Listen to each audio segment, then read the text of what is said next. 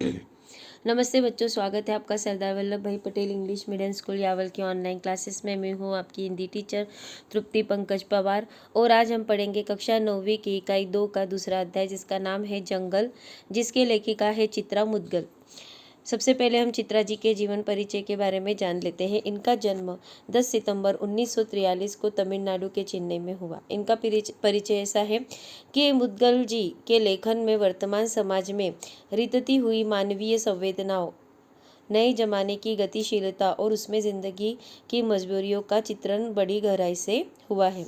अर्थात चित्रा जी ने जीवन की जो आधुनिक मानवीय संवेदनाएं हैं या परिस्थितियां हैं उनका अपने लेखन में प्रस्तुतिकरण किया है। इनकी प्रमुख कृतियों में है एक जमीन अपनी, आवा जो है उपन्यास, भूख लाशागृह लपटे, मामला आगे बढ़ेगा अभी, आदि अनादि, कहानी संग्रह, जीवन मणिदेह आदि, दूर के डोल सूझबूझ आदि बाल कथा संग्रह है। यहाँ पर उन्होंने जो गद्य लिखा है जंगल, उसके बारे में हम जानेंगे गद्य संबंधी। यह एक संवादात्मक कहानी है। किसी विशेष घटना की रोचक ढंग से संवाद रूप में प्रस्तुति संवादात्मक कहानी कहलाती है। प्रस्तुत कहानी में मुद्गल जी ने खरगोश के माध्यम से बाल मानस की अनुभूतियों, प्राणियों के साथ व्यवहार, उनके संरक्षण एवं प्राणी मात्र के प्रति दया भाव को दर्शाया गया है। हम पाठ का पठन करेंगे। रीडर अनिमा जोशी के मोबाइल पर फोन था। मांडवी दीदी की बहू तविशा का। कह रही थी, आंटी बहुत ज़रूरी काम है, अम्मा से बात करवा दे। अनिमा दीदी ने असमर्थता जताई। मांडवी दीदी कक्षा ले रही है, बाहर आते ही वह संदेश उन्हें दे देगी। वैसा हुआ क्या है, घर में सब कुशल मंगल तो है। यहाँ पर रीडर अनिमा जोशी और मांडवी दीदी के संवाद बताए गए हैं जो कि फ़ोन पर हो रहे हैं। परेशानी का कारण बताने की बजाय तविशा ने उनसे पुनः आग्रह किया, आंटी अम्मा से बात हो जाए तो। अनिमा जोशी को स्वयं उसे टालना बुरा लगा। उचित नहीं लगेगा तविशा, अनुशासन भंग होगा। मुझे बताओ तविशा, मुझे बताओ, मुझे बताने में झिझक कैसी। परेशानी को बता रही है यहाँ पर। नहीं आंटी, ऐसी बात नहीं है। तविशा का स्वर भरा सा आया। स्वर अर्थात आवाज़, जो उसकी आवाज़ थी वो दर्द भरी थी। तविशा ने बताया, घर में जो जुड़वा खरगोश के बच्चे पाल रखे हैं उन्होंने सोनू मोनू, उनमें से सोनू नहीं रहा। 10:30 के करीब काम वाली कमला घर में झाड़ू पोछा करने आई तो बैठक बुहारते हुए उसकी नज़र सोनू पर पड़ी। बुहारना अर्थात साफ करना। वो जब साफ कर रही थी तो सोनू खरगोश जो कि उन्होंने पाला हुआ था उस पर पड़ी। जगाने के लिए उसने सोनू को हिलाया। उसके जगाने की सोनू पर कोई प्रतिक्रिया नहीं हुई, अर्थात असर नहीं हुआ। प्रतिक्रिया मतलब असर न होना। वह बुदबुदाई, कैसे घोड़े बेचकर सो रहा है शैतान। बुदबुदाना अर्थात बोलना। उसकी टांग पकड़कर उसे सोफे के नीचे से बाहर घसीट लिया, मगर सोनू की कोई हरकत नहीं हुई। कमला ने चीखकर तविशा को पुकारा, छोटी बीजी। तविशा अचेत सोनू को देख घबरा गई।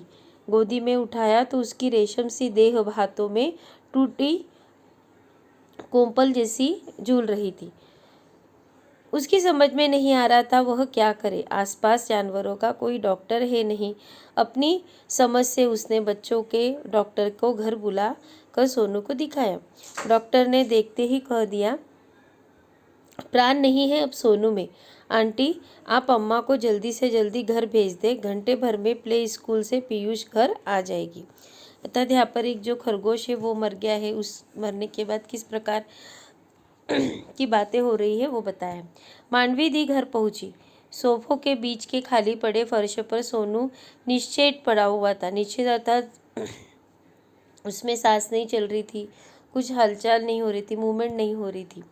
पीयूष उसी के निकट गुमसुम बैठा हुआ था। मोनू सोनू की परिक्रमा सा करता कभी दाएं ठिठक उसे गौर से ताकने लगता, कभी बाएं से। अर्थात जो मोनू है, मोनू सोनू जो दोनों खरगोश थे उसमें से जो मोनू था वो बार बार उसे दूसरे खरगोश को देख रहा था। पीयूष की स्तब्धता तोड़ना भी उन्हें ज़रूरी लगा। स्तब्धता मतलब वो शांत जो बैठा हुआ था पीयूष, उसे तोड़ना उन्होंने ज़रूरी समझा। नन्ही सी जिंदगी में वह मौत से पहली बार मिल रहा है। मौत उसकी समझ में नहीं आ रही है। ऐसा कभी हुआ नहीं कि उन्होंने घर की घंटी बजाई हो और तीनों लपक कर दरवाज़ा खोलने न दौड़े हो। खोल तो पीयूष ही पाता था, मगर मुंह दरवाजे की ओर उठाए वे दोनों भी पीयूष के नन्हे हाथों में अपने अगले पंजे लगा देते थे। कौन? सोनू और मोनू जो खरगोश थे। पीयूष का सिर उन्होंने अपनी छाती से लगा लिया। पीयूष रोने लगा है। दादी दादी, ये सोनू को क्या हो गया? दादी, सोनू बीमार है तो डॉक्टर को बुलवा कर दिखाओ ना। दादी, अम्मी अच्छी नहीं है ना, बोलती है सोनू मर गया। वह रूंधे स्वर को साधती हुई उसे समझाने लगी। रूंधे स्वर अर्थात दुख भरे स्वरों को साधती उसे समझाने लगी। रोते नहीं पीयूष, सोनू को दुख होगा। सोनू तुम्हें हमेशा हंसते देखना चाहता था ना। मोनू उनकी गोद में मुंह सटाए अब उनके चेहरे को देख रहा है। बिटर बिटर दृष्टि आंसुओं से भरी हुई है, अर्थात आंखें भरे हुए हैं। जानवर भी रोते हैं। पहली बार उन्होंने किसी जानवर को रोते हुए देखा है। मोनू को हथेली में हल्के हाथों से दबोच कर उन्होंने उसे सीने से सटा लिया। हिचकियाँ भर रहा था मोनू। काली बदली उनके चेहरों पर उतर आई है। हिचकियाँ अर्थात बार बार से रोकर मन भरना। अनिमा जोशी के मोबाइल से उन्होंने बेटे शैलेश को दफ्तर में खबर कर देना उचित समझा था। न जाने परेशान तविशा ने शैलेश को फोन किया हो न किया हो। शैलेश ने कहा था, ऐसा करे, अम्मा घर पहुंच रही है। आप नीचे सोसाइटी में चौकीदार को कहकर सोनू को उठाकर अपार्टमेंट से लगे नाले में फिकवा दे। उन्होंने शैलेश से स्पष्ट कह दिया था कि छुट्टी लेकर वह फौरन घर पहुंचे। उनके घर पहुंचने तक पीयूष घर पहुंच चुका था।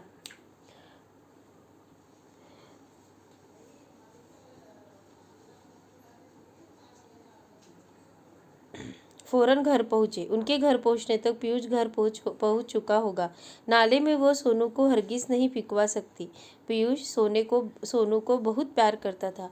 अगर वह जानवर भी हुआ तो भी उससे उनका एक प्रेम संबंध बन चुका था, इसलिए उसे इस तरह से बुरी तरह से नाले में फेंकना उन्हें अच्छा नहीं लग रहा था। पीयूष सोनू को बहुत प्यार करता है। इस स्थिति से भागने की बजाय उसका सामना करना ही बेहतर है।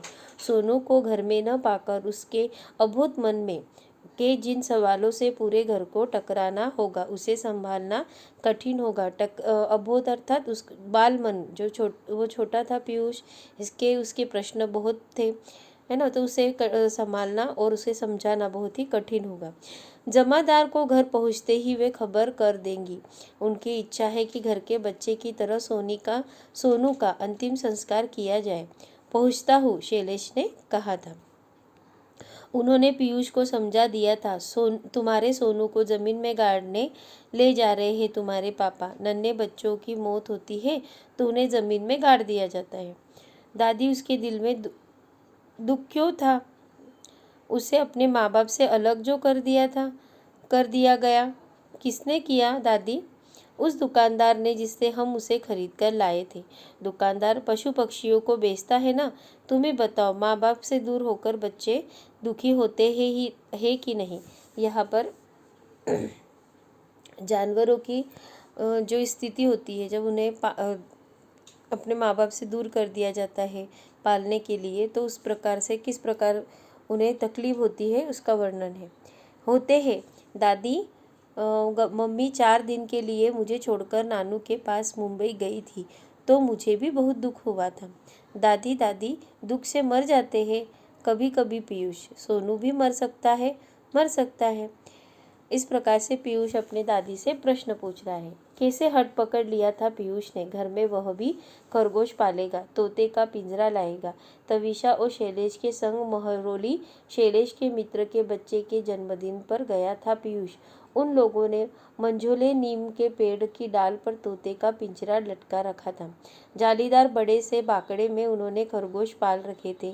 पीयूष को खरगोश और तोता चाहिए। तविशा और शैलेश ने बहुत समझाया, फ्लैट में पशु पक्षी पालना कठिन है, कहाँ रखेंगे उन्हें?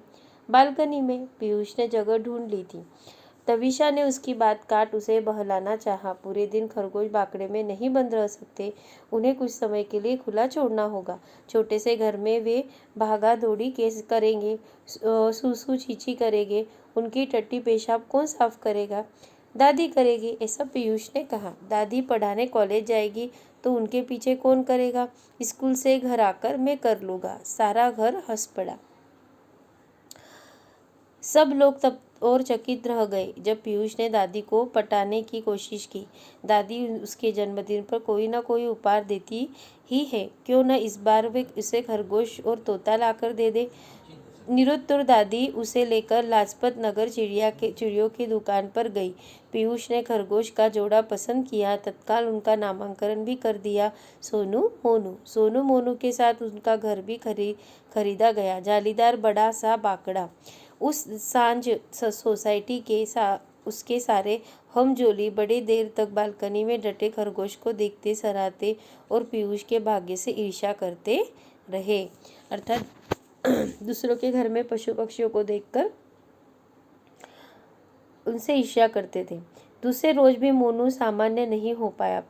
पीयू को भी दादी ने प्ले स्कूल भेजना मुनासिब न समझा। पीयू उसका घर का नाम था। पीयूष घर में रहेगा तो दोनों एक दूसरे को देख ढाढ़स महसूस करेंगे। उन्होंने स्वयं भी कॉलेज जाना स्थगित कर दिया। सुबह मोनू ने दूध के कटोरों को छुआ तक नहीं। बगल में रखे सोनू के खाली दूध के कटोरे को रह रहकर सूंघता रहा। उन्हें मोनू की चिंता होने लगी। अब जो दूसरा खरगोश था वो भी दुख में था, वह भी अपना खाना पीना छोड़ रहा था। तविशा अपराध बोझ से भरी हुई थी। मांडवी दी ने उसने अपना संशय बांटा। चावल की टंकी में घुन हो रहे थे। उस सुबह उसने मारने के लिए डाबर के पारे की गोलियों की शीशी खोली थी, चावलों में डालने के लिए। शीशी का ढक्कन मरोड़कर जैसे ही उसने ढक्कन खोलना चाहा, कुछ गोलियां छिटक कर दूर जा गिरी। गोलियां बटोर उसने टंकी में डाल दी थी। फिर भी उसे शक था कि एक आध गोली ओने कोने में छूट गई होगी। और दादी, मोनू मेरे साथ खेलता क्यों नहीं? बेटा, सोनू जो उससे बिछड़ गया है वह दुखी है। दोनों को एक दूसरे के साथ रहने की आदत पड़ गई। यहाँ पर जो तविशा है उसके बारे में बताया गया है कि उससे जो दवाई की गोली थी वो नीचे गिर गई थी, तो उसे ऐसा लग रहा था कि उसको खाने की वजह से सोनू की मौत हो गई है। तो यहाँ पर पीयू है जो दादी से बात कर रहा है। मोनू मेरे साथ खेलता क्यों नहीं? बेटा, सोनू जो उससे बिछड़ गया है वह दुखी है। दोनों को एक दूसरे के साथ रहने की आदत पड़ गई थी ना। मुझे भी तो सोनू के जाने का दुख है। दादी, क्या हम दोनों भी मर जाएंगे? मांडवी दी ने तड़प कर पीयू के मुंह पर हाथ रख दिया। डांटा, ऐसे बुरे बोल क्यों बोल रहे हो पीयू ने प्रतिवाद किया। आपने ही तो कहा था दादी, सोनू दुख से मर गया। कहा था? उसे अपने माँ बाप से बिछड़ने का दुख था। जंगल उसका घर है, जंगल में उसके माँ बाप है। तुम तो अपने माँ बाप के पास हो। दादी, हम मोनू को उसके माँ बाप से अलग रखेंगे तो भी वो मर जाएगा दुख से। मांडवी दी निरुत्तर हो गई। दादी, हम मोनू को जंगल में ले जाकर छोड़ दे तो वह अपने मम्मी पापा के पास पहुंच जाएगा, फिर तो वह मरेगा नहीं ना? नहीं मरेगा, पर तू मोनू के बिना रह लेगा ना? मांडवी दी का कंठ भर आया। रह लूँगा। ठीक है, शैलेश से कहूँगी कि वह रात को गाड़ी निकाले तो हमें जंगल ले चले। रात में ही खरगोश दिखाई पड़ते हैं, शायद मोनू के माँ बाप भी हमें दिखाई पड़ जाए।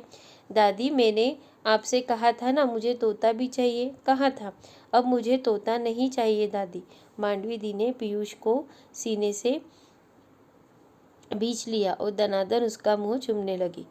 इस प्रकार उस छोटे से बच्चे को समझ में आया कि पालतू जानवरों को हम हमारे सुख के लिए पालते तो है, पर उन्हें किस प्रकार की कठिनाइयाँ होती है, किस प्रकार से उनका जीवन खराब हो जाता है।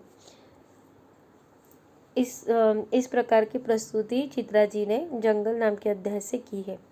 तो इसी के साथ आपका अध्याय समाप्त होता है। धन्यवाद।